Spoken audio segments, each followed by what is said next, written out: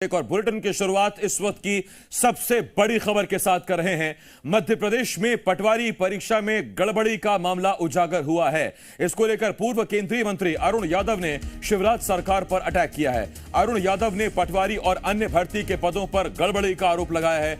Group 2 और सब group 4 के रिजल्ट पर भी सवाल उठाए गए हैं। मेरिट लिस्ट जारी कर अरुण यादव ने पूछा है कि 10 में से 7 टॉपर्स ग्वालियर के एनआरआई कॉलेज के हैं। ये कैसे हो सकता है? एनआरआई कॉलेज में जिन अभ्यर्थियों का सेंटर आया उनमें 1000 चयनित हुए, जबकि पूरे प्रदेश में 9000 अभ्यर्थी चयनित हुए हैं। एक ही सेंटर से इतने टॉपर्स का आना घोटाले की तरफ इशारा करता है।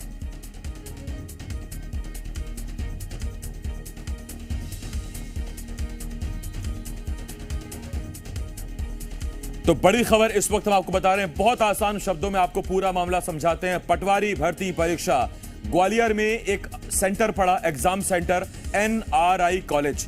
इस एनआरआई कॉलेज में जिन जिन अभ्यर्थियों ने परीक्षा दी, पूर्व केंद्रीय मंत्री अरुण यादव का आरोप है कि पूरे प्रदेश में 9000 छात्रों का सिलेक्शन हुआ ग्रुप 2 और सब ग्रुप 4 के लिए, और उन 9000 छात्रों में से 1000 छात्र अकेले इसी सेंटर के चुन लिए गए।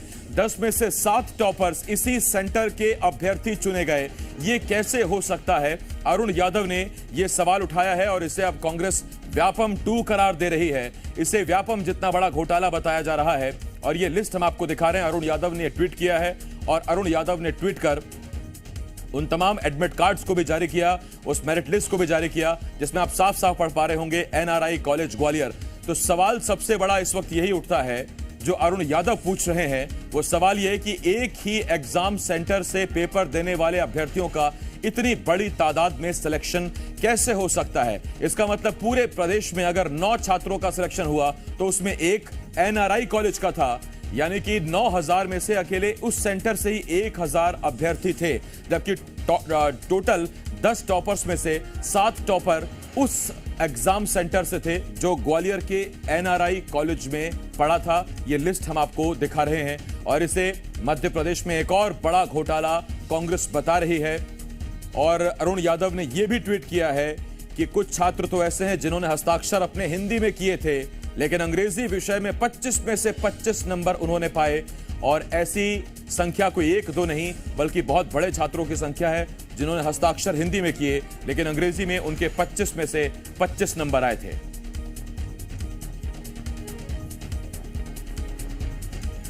तो अभी हाल ही में ग्रुप 2 सब ग्रुप 4 के लिए परीक्षा हुई थी, पटवारी परीक्षा हुई थी, और ऐसे में जो कुल 9000 छात्र चयनित हुए, अभ्यर्थी चयनित हुए, उसमें अकेले 1000 छात्र वो छात्र हैं जिनका एग्जाम सेंटर ग्वालियर के एनआरआई कॉलेज में था।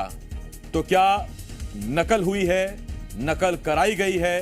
कोई गिरोह वहां बैठा था जिसने ये नकल करवाई है? कोई पेपर लीक हुआ जो उसी सेंटर के छात्रों के पास पहुंचा था?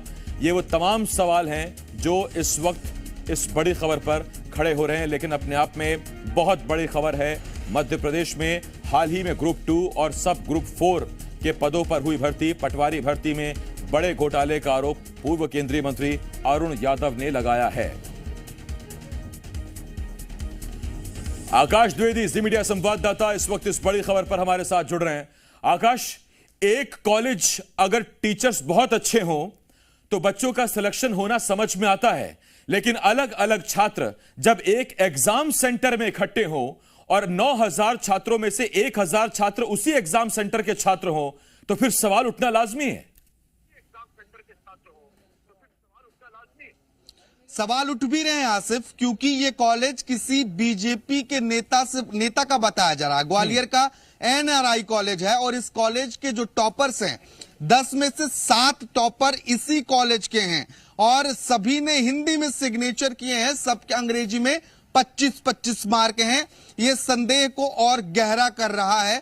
इसी आधार पर इस पूरे मामले की उच्च स्तरीय जांच की मांग की जा रही है। प्रदेश भर में 9000 बच्चे और 1000 बच्चे सिर्फ एनआरआई कॉलेज से ही चयनित हो जाते हैं। यह भी गंभीर सवाल खड़े कर रहा है। इसके पहले मध्य प्रदेश के माथे से अभी व्यापम का दाग मिटा नहीं है। लेकिन लगातार जो इस तरीके की घटनाएं सामने आ रही हैं उससे और कई सवाल खड़े हो रहे हैं। अब सब ग्रुप 2 और सब ग्रुप 4 इसमें पटवारी, इसके अलावा और परीक्षाएं हुई थी जिसमें बड़ी संख्या में अभ्यर्थी शामिल हुए और इस कॉलेज में जिन छात्रों का सेंटर गया है उनकी अगर आप मार्कशीट देखेंगे तो सबकी जो साइन है वो हिंदी भाषा में की गई है और सभी 10 टॉपर में से 7 टॉपर इसी कॉलेज के पाए जाते हैं। आखिर ऐसा क्या था यहां पर, ऐसा क्या हुआ कि सब यहीं से टॉप कर गए? ये तमाम बड़े सवाल खड़े हो रहे हैं और कांग्रेस ने कहा है कि व्यापम का नाम बदल देने से दाग नहीं मिटने वाला है। इस मामले की भी उच्च स्तरीय जांच कराई जानी चाहिए क्योंकि इस मामले में भी घोटाला हुआ है और आरोप तब और संगीन हो जाते हैं जब कॉलेज किसी बीजेपी नेता का बताया जा रहा हो, क्योंकि लगातार कांग्रेस इस मामले को लेकर छानबीन कर रही है और अलग अलग अभ्यर्थियों के प्रवेश पत्र भी निकाले गए हैं। मेरिट लिस्ट के आधार पर कई सवाल सरकार से पूछे हैं। आकाश, क्या संभावनाएं नजर आती हैं? पर्चा लीक हुआ था और वो सिर्फ उसी कॉलेज के अभ्यर्थियों तक पहुंचा। उस कॉलेज में जो अभ्यर्थी पहुंचे थे उनको खुलकर नकल कराई गई या नकल करने की छूट दी गई या कोई और वजह निकलकर सामने आ रही है? देखिए, प्रथम दृष्टया यही 2 कारण समझ में आते हैं आसिफ। या तो पेपर लीक हुआ जो इन्हीं अभ्यर्थियों तक पहुंचा या फिर अन्य परिस्थितियों में किसी न किसी तरीके से जो बच्चे उस कॉलेज में एग्जाम देने पहुंचे थे उनका कॉलेज प्रबंधन ने साथ दिया। अगर ये आरोप जो पूर्व केंद्रीय मंत्री अरुण यादव लगा रहे हैं वो सही है तो। हालांकि ये तमाम बातें जांच के बाद ही स्पष्ट हो पाएंगी। अब ये मांग की गई है तो देखना होगा कि शिवराज सरकार कब तक इस पूरे मामले मैं की लौट रहा हूं आकाश आपके और... पास। इस वक्त कांग्रेस संचार प्रमुख के मिश्रा जी हमें ज्वाइन कर रहे हैं। के मिश्रा जी, मेरा पहला सवाल सीधा आपसे है और सवाल यही, ऐसा कैसे हो सकता है कि एक कॉलेज जो एग्जाम सेंटर बना वहां शामिल हुए 1000 बच्चे सिलेक्ट हो गए ग्रुप 2 और सब ग्रुप 4 की परीक्षाओं में? क्या संभावनाएं आपको नजर आती हैं सर?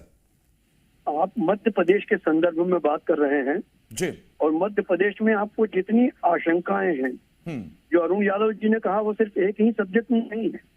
आप जिस पर भी आशंका व्यक्त करेंगे तो सही पाई जाएगी। यहाँ सब कुछ हो सकता है। जी,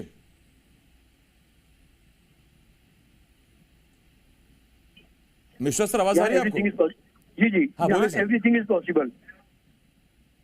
जी सर, एक सवाल आपसे और भी, अब क्या करेगी कांग्रेस? सबूत जुटाए जा रहे हैं, क्या किया जा रहा है आगे? बिल्कुल, सबूत जुटाकर हम लोग कोर्ट में जाएंगे और प्रभावितों की पूरी मदद करेंगे। बहुत धन्यवाद है आपका के मिश्रा साहब। के मिश्रा जी इस वक्त हमारे साथ जुड़े हुए थे और ये कांग्रेस ने कहा है कि अब कोर्ट में जाकर इसे चुनौती दी जाएगी और सरकार को घेरा जाएगा। आकाश, आपका भी बहुत बहुत शुक्रिया हमारे साथ जुड़ने के लिए। आकाश मेरे सहयोगी भोपाल से इस वक्त इस बड़ी खबर पर जुड़े हुए थे।